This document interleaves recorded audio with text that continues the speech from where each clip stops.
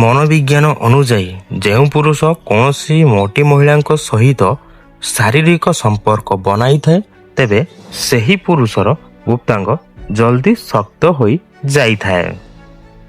ମନୋବିଜ୍ଞାନ ଅନୁଯାୟୀ ଅଧିକାଂଶ ମହିଳା ନିଜ ପୁରୁଷ ସାଥୀ ସହିତ ଶାରୀରିକ ସମ୍ପର୍କ ବନାଇବା ସମୟରେ କୌଣସି ଅନ୍ୟ ବ୍ୟକ୍ତିଙ୍କ ବିଷୟରେ କଳ୍ପନା କରିଥାନ୍ତି।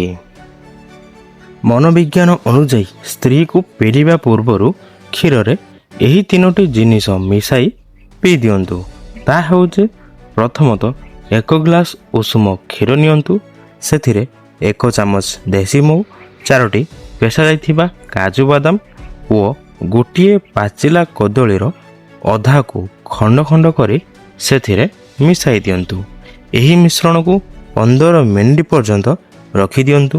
ତାପରେ ଗୋଟେ ଚାମଚରେ ବାହାର କରି ସେ ମିଶ୍ରଣକୁ ଖାଆନ୍ତୁ ଓ ପରେ ସେ କ୍ଷୀରକୁ ପିଇ ଦିଅନ୍ତୁ। ଏହାକୁ ବିଛଣାକୁ ଯିବାର 30 ମିନିଟ୍ ପୂର୍ବରୁ କରନ୍ତୁ ଆଉ ଦେଖନ୍ତୁ ଏହାର କମାଲ। ମନୋବିଜ୍ଞାନ ଅନୁଯାୟୀ କରିବାର ଅସଲି ଆନନ୍ଦ ସେତେବେଳେ ଆସିଥାଏ ଯେତେବେଳେ କୌଣସି ସ୍ତ୍ରୀ ପୁରୁଷର ଗୁପ୍ତାଙ୍ଗକୁ ନିଜ ପାଟିରେ ନେଇ ନିଅନ୍ତି ଓ ଗୁପ୍ତାଙ୍ଗର ପାଣିକୁ କାଢ଼ି ଦିଅନ୍ତି। ମନୋବିଜ୍ଞାନ ଅନୁଯାୟୀ ଯଦି କୌଣସି ସ୍ତ୍ରୀକୁ ଦେଖିବା କ୍ଷଣି ଆପଣଙ୍କ ପାଣି ବାହାରି ଯାଉଛି ତେବେ ଏହାର ମାନେ ହେଉଛି କି ଆପଣ ଲମ୍ବା ସମୟ ପର୍ଯ୍ୟନ୍ତ ଶାରୀରିକ ସମ୍ପର୍କ ବନାଇ ନାହାନ୍ତି। ମନୋବିଜ୍ଞାନ ଅନୁଯାୟୀ ସେକ୍ସ କରିସାରିଥିବା ମହିଳାର ସବୁଠାରୁ ବଡ଼ ପରିଚୟ ଏହା ହୋଇଥାଏ କି ତାଙ୍କ ପିଚା ସାମାନ୍ୟ ଠାରୁ ଅଧିକ ବାହାରି ପଡ଼ିଥାଏ। सभी दोस्तों को मेरा नमस्कार।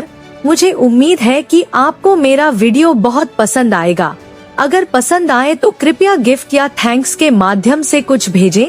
मेरा आपसे एक अनुरोध है, 93% लोग वीडियो देख रहे हैं लेकिन सब्सक्राइब नहीं कर रहे हैं। कृपया सब्सक्राइब करें और वीडियो को लाइक करें। मैं आपका हमेशा आभारी रहूंगा। ମନୋବିଜ୍ଞାନ ଅନୁଯାୟୀ ଯଦି କେହି ଆପଣଙ୍କ ସହିତ ରହିବାକୁ ଚାହୁଁନାହାନ୍ତି ତେବେ ତାଙ୍କୁ ମୁକ୍ତ କରି ଦିଅନ୍ତୁ, କାରଣ ଅଟକାଇ ରଖାଯାଇଥିବା ସମ୍ପର୍କରେ ଶାନ୍ତି ମିଳିଥାଏ। ମନୋବିଜ୍ଞାନ ଅନୁଯାୟୀ ଯେଉଁ ଲୋକ ହୃଦୟରେ ରହିଛନ୍ତି ତାଙ୍କୁ ସମ୍ଭାଳିକି ରଖନ୍ତୁ ଓ ଯେଉଁ ଲୋକ ହୃଦୟରୁ ବାହାରି ଯାଇଛନ୍ତି ତାଙ୍କଠାରୁ ସମ୍ଭାଳିକି ରୁହନ୍ତୁ। ମନୋବିଜ୍ଞାନ ଅନୁଯାୟୀ ସମ୍ପର୍କ ଓ ରାସ୍ତା ସେତେବେଳେ ଶେଷ ହୋଇଯାଇଥାଏ ଯେତେବେଳେ ପାଦ ନୁହେଁ ହୃଦୟ ଥକି ଯାଇଥାଏ।